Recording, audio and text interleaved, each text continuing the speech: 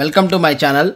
ఈ వీడియోలో మనం Herbalife coaches dos and don'ts గురించి తెలుసుకుందాం. అంటే హెర్బలైఫ్ కోచెస్ ఏం చేయాలి, ఏం చేయకూడదు అన్నది ఈ వీడియోలో క్లియర్గా తెలుసుకుందాం.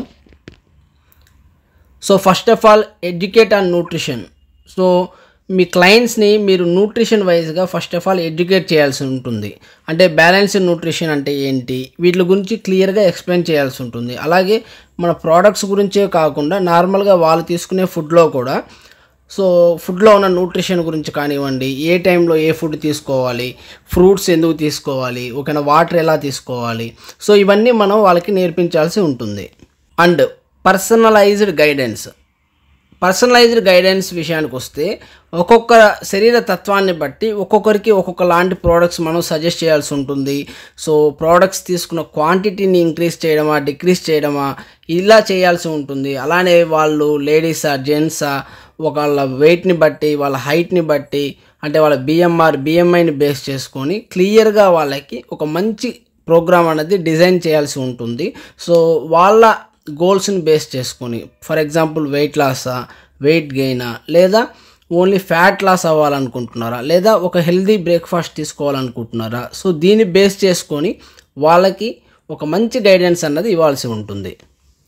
దాంతోపాటు హెల్దీ యాక్టివ్ లైఫ్ స్టైల్ గురించి, దానికి ఉన్న ఇంపార్టెన్స్ గురించి మన క్లయింట్స్కి ఎక్స్ప్లెయిన్ చేయాలి. అలాగే రెగ్యులర్గా ఎక్సర్సైజ్ అనేది ఎందుకు చేయాలి, సో ఎక్సర్సైజ్ చేయడం వల్ల వచ్చే బెనిఫిట్స్, సో ఓవరాల్ వెల్బీయింగ్ బాగుండాలంటే మనం ఎలాంటి ప్రికాషన్స్ తీసుకోవాలి, ఎలాంటి లైఫ్ స్టైల్ లీడ్ చేయాలి అన్నది మెల్లమెల్లగా వాళ్ళకి ఎడ్యుకేట్ చేయాల్సి ఉంటుంది.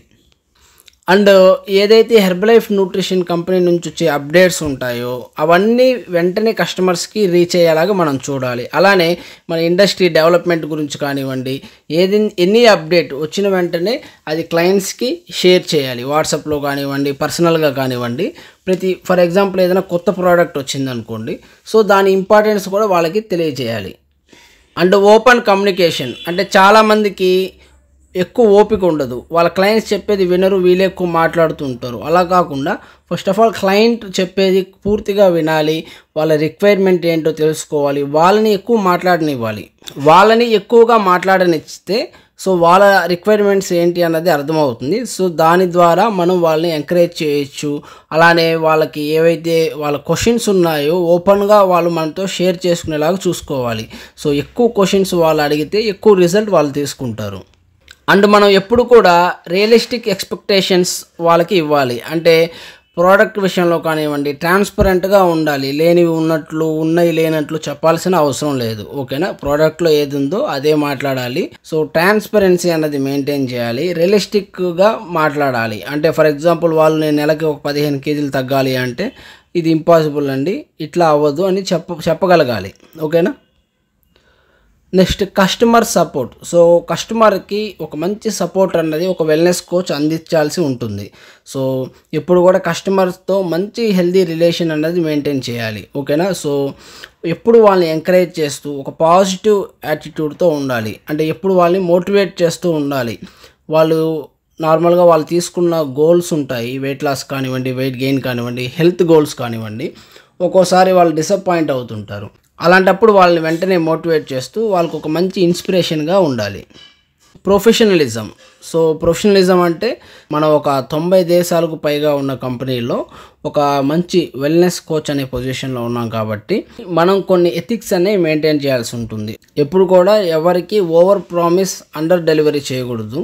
So under promise over delivery చేయాలి, ఓకేనా. సో తక్కువ చెప్పాలి, ఎక్కువ సర్వీస్ ఇవ్వాలి. సో ఇలా చేయడం వల్ల సో మనం ఒక ప్రొఫెషనలిజం అన్నది మెయింటైన్ చేసుకుంటూ మనకున్న ఈ అవకాశాన్ని మంచిగా సద్వినియోగం చేసుకోగలరు. And holistic wellness. ఎప్పుడు వర్కౌట్స్, డైట్ వీటి గురించే కాకుండా ఒక మెంటల్ హెల్త్ గురించి కూడా వాళ్ళని ఎడ్యుకేట్ చేయాలి. ఎందుకంటే వాళ్ళకున్న రోజువారీ బిజీ షెడ్యూల్స్లో వాళ్ళు ఎన్నో రకాల స్ట్రెస్కి లోన్ అవుతుంటారు. సో మనం వాళ్ళకి స్ట్రెస్ తగ్గించడానికి, స్ట్రెస్ మేనేజ్మెంట్ గురించి, సో హోలిస్టిక్ వెల్నెస్ గురించి ఎక్స్ప్లెయిన్ చేస్తూ వాళ్ళ వెల్బీయింగ్కి అది ఎలా సపోర్ట్ అవుతుందో చెప్తూ, అలానే ఫిజికల్ ఎక్సర్సైజెస్తో పాటు మెంటల్ హెల్త్ కూడా ఇంప్రూవ్ చేసుకోవడానికి మనం వాళ్ళకి సపోర్ట్ చేయాలి.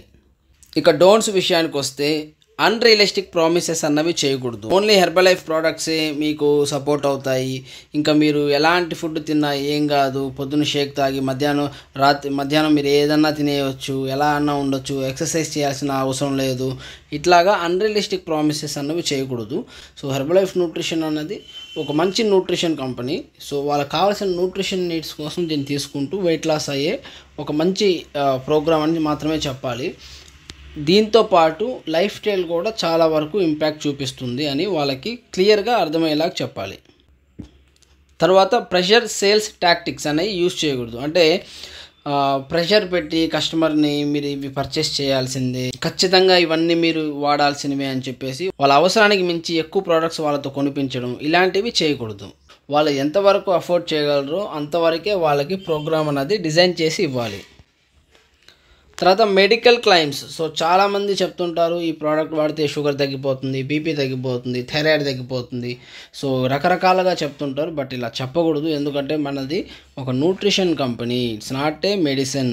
ఇది మెడిసిన్ కాదు కాబట్టి మెడికల్ క్లెయిమ్ అన్నది చేసే రైట్ ఎవరికి ఉండదు. ఇది జస్ట్ ఒక మంచి న్యూట్రిషన్ మాత్రమే. అండ్ ఏదైతే డాక్టర్ గారు ప్రిస్క్రైబ్ చేసిన మెడిసిన్ ఉంటుందో దానికి ఇది ఎట్టి పరిస్థితుల్లో రీప్లేస్మెంట్ కాదు. 100% మెడిసిన్కి ఇది రీప్లేస్మెంట్ కానే కాదు. సో వాళ్ళ డాక్టర్ గారు ఏదైతే సలహా ఇస్తుంటారో, ఏదైతే మెడిసిన్ ఇస్తుంటారో, సో దాన్ని స్ట్రిక్ట్గా ఫాలో అవ్వమని మాత్రమే చెప్పాలి. కానీ ఒక హెర్బల్ లైఫ్ కోచ్ ఎట్టి పరిస్థితుల్లో డాక్టర్ని రీప్లేస్ చేయకూడదు. అండ్ ప్రోడక్ట్స్ గురించి ఓవర్గా ఎంఫసైజ్ అనేది చేయడం రైట్ కాదు. అంటే ఎక్సర్సైజ్ ఇంతకుముందు మనం చెప్పుకున్నట్లు ఎక్సర్సైజ్ కానివ్వండి, సో మంచి డైట్ని తక్కువ చేస్తూ ప్రోడక్ట్ని మాత్రమే హైలైట్ చేసి ఎప్పుడు మాట్లాడకూడదు. ఓకేనా? Misleading marketing. ఒక క్లయింట్ని ఎప్పుడూ మిస్లీడ్ చేయకూడదు. సో ఏదైతే మార్కెటింగ్ ప్రాక్టీసెస్ ఉంటాయో జెన్యూన్గా ఉండాలి.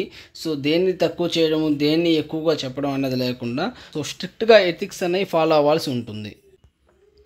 Ignorance of client needs. So చాలామంది వాళ్ళ క్లయింట్స్ చెప్పేది పూర్తిగా వినకుండానే వీళ్ళకి వీళ్ళే చెప్పేస్తూ వీళ్ళకి వీళ్ళే ప్రోడక్ట్ సజెస్ట్ చేస్తూ ఉంటారు. సో 100% అలా చేయకూడదు. ఏదైతే క్లయింట్ నీడ్స్ ఉన్నాయో దాన్ని అర్థం చేసుకొని దానికి తగినట్లుగా మాత్రమే ప్రోడక్ట్స్ అనేవి సజెస్ట్ చేయాల్సి ఉంటుంది. నెక్స్ట్, ఎప్పుడు కూడా వాళ్ళకున్న కన్సర్న్స్ని మనం అర్థం చేసుకోవాలి. ఓకేనా? వాళ్ళకున్న లైఫ్ స్టైల్, బిజీ షెడ్యూల్స్ కానివ్వండి, సో వాళ్ళకున్న టైం కానివ్వండి, అలానే వాళ్ళు ఉన్న సిచ్యువేషన్ కానివ్వండి, సో వాళ్ళ సరౌండింగ్స్ కానివ్వండి, ఇవన్నీ అర్థం చేసుకొని వాళ్ళకి ప్రోగ్రామ్స్ అన్నవి డిజైన్ చేయాలి. అలానే వాళ్ళ ఉన్న బిజీ షెడ్యూల్ని బేస్ చేసుకొని, సో అందరూ అన్నీ చేయలేరు చెప్పాలంటే. సో కొంతమందికి తక్కువ టైం మాత్రమే ఉంటుంది, కొంతమందికి ఎక్కువ టైం ఉంటుంది, కొంతమంది హౌస్ వైఫ్స్ ఉంటారు, కొంతమంది వర్కింగ్ ఉమెన్ ఉంటారు, అలానే జెంట్స్ ఎక్కువ బిజీగా ఉన్న వాళ్ళు ఉంటారు. సో వాళ్ళ కన్సర్ట్ని అర్థం చేసుకొని దానికి తగినట్టుగా ప్రోగ్రామ్ ఇస్తూ సో వాళ్ళకి అవైలబుల్ టైంలో ఒక వెల్నెస్ కోచ్ అనేవాళ్ళు అవైలబుల్గా ఉండాలి. అగ్రెసివ్ సెల్లింగ్ అన్నది చేయకూడదు. అంటే బిజినెస్ టాక్టిక్స్ యూస్ చేసి మ్యానిపులేట్ చేస్తూ వాళ్ళ అవసరానికి మించి ఎక్కువ ప్రోడక్ట్స్ వాళ్ళతో కొనిపించే ఇట్లాంటి అగ్రెసివ్ సెల్లింగ్ ప్రాక్టీసెస్ అన్నవి అస్సలు చేయకూడదు. Next, isolation of components.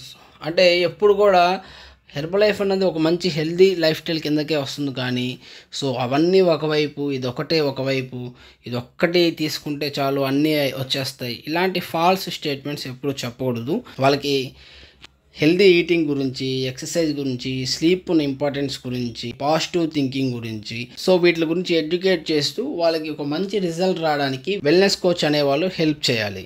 So చూసారు కదండి, herbal life coaches dos and don'ts. So ఏం చేయాలి, ఏం చేయకూడదు అనేది క్లియర్గా మీ అందరికీ అర్థమైందని నేను అనుకుంటున్నాను. సో మీకు ఇంకేదైనా డౌట్స్ ఉన్న కామెంట్ సెక్షన్లో కామెంట్ చేయండి. సో ఇంక దేని మీద వీడియోస్ కావాలనుకున్నా మీరు కామెంట్ సెక్షన్లో కామెంట్ చేయండి. So thank you so much for watching this video.